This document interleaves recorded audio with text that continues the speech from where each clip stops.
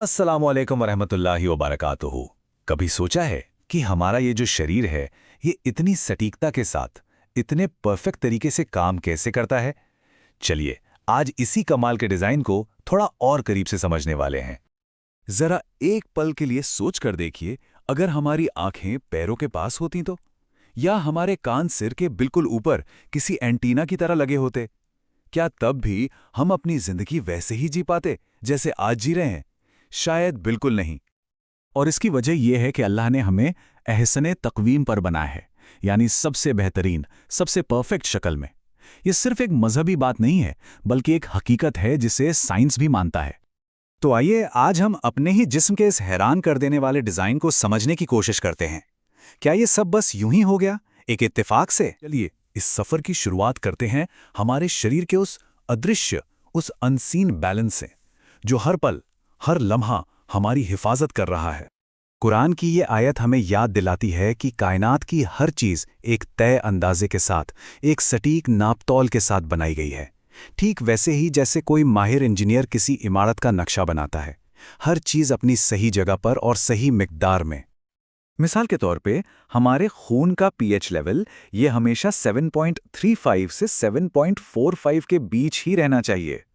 ये इतना ज़रूरी है कि इसमें ज़रा सा भी बदलाव, मतलब अगर खून थोड़ा ज़्यादा एसिडिक या एल्कलाइन हो जाए तो वो जानलेवा साबित हो सकता है।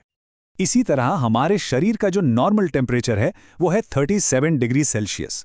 हम सब जानते हैं कि जब हमें बुखार होता है तो सिर्फ 2 डिग्री की बढ़ोतरी भी हमें कितना कमज़ोर और बेबस महसूस कराती है। और हमारे खून में शुगर का लेवल, उसे भी एक बहुत ही छोटी सी रेंज में रहना होता है। अगर ये बढ़ जाए तो डायबिटीज़ का खतरा है, और अगर कम हो जाए तो हमारा दिमाग ही ठीक से काम करना बंद कर सकता है। तो क्या लगता है ये सब कुछ अपने आप हो रहा है? नहीं, बिल्कुल नहीं। ये तो एक कमाल के ऑटोमेटिक बैलेंसिंग सिस्टम की तरह है, जिसे अल्लाह ने हमारे जिस्म में फिट कर दिया है ताकि हम महफूज रहें। अच्छा, अब जरा ये देखते हैं कि हमारे अंगों को जहां रखा गया है उसके पीछे क्या हिकमत छुपी है। कभी सोचा है कि आंखें सामने ही क्यों हैं? देखिए, आंखें सामने हैं ताकि हम आगे देख सकें, आने वाले कल की प्लानिंग कर सकें।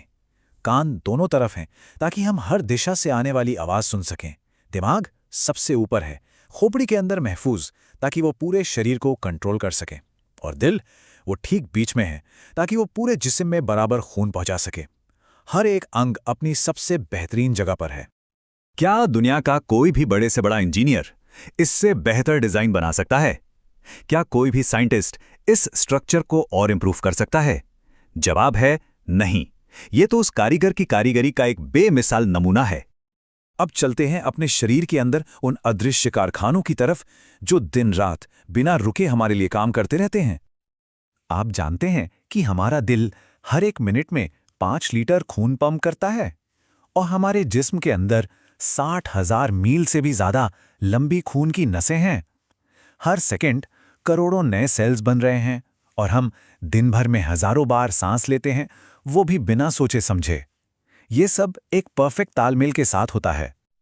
और तो और हमारे शरीर में इंसुलिन और थायराइड जैसे हजारों केमिकल मैसेंजर्स हैं, जिन्हें हार्मोन्स कहते हैं, जो हर पल एक सटीक बैलेंस बनाए रखते हैं। इनमें जरा सा भी ऊंच नीच हमें बहुत बीमार कर सकती है। तो सवाल फिर वही उठता है कि इस पूरी मशीनरी को आखिर चला कौन रहा है? कौन है जो ये तय करता है कि किस चीज की कब कितनी जरूरत है? वो ग्रैंड प्लानर, वो सबसे बड़ा योजनाकार आखिर कौन है? और शरीर का ये जो बैलेंस है ना, ये हमें जिंदगी के एक बहुत बड़े उसूल की याद दिलाता है, और वो है हर चीज में तवाज़ुन, यानी बैलेंस बनाए रखना। अल्लाह का बनाया हुआ यह कुदरती निज़ाम हमें सिखाता है कि ज़िंदगी में हर चीज़ का बैलेंस में होना ज़रूरी है। देखिए, ज़्यादा गुस्सा तबाही लाता है, तो ज़्यादा हंसी हमें लापरवाह बना देती है। हर चीज़ अपनी हद में ही खूबसूरत लगती है। कहते हैं ना, अति हर चीज़ की बुरी होती है।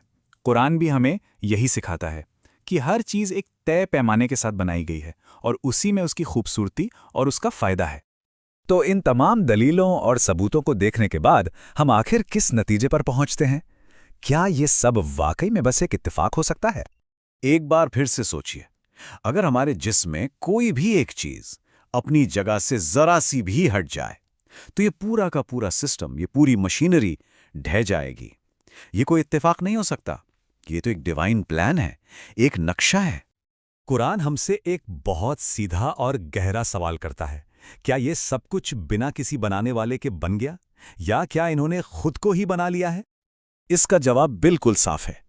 ये कोई हादसा नहीं है, कोई एक्सीडेंट नहीं है। ये अल्लाह का बनाया हुआ एक मुकम्मल तवाज़ुन है, एक ऐसी रचना जो इरादे और हिकमत से भरी हुई है। वही है वो ज़ात जो हर रग में तवाज़ुन रखती है, जो हर अंग को उसकी सही जगह देती है और जो हर ज़र्रे में ज़िंदगी की रूह फूंकती है। वही अल्लाह है।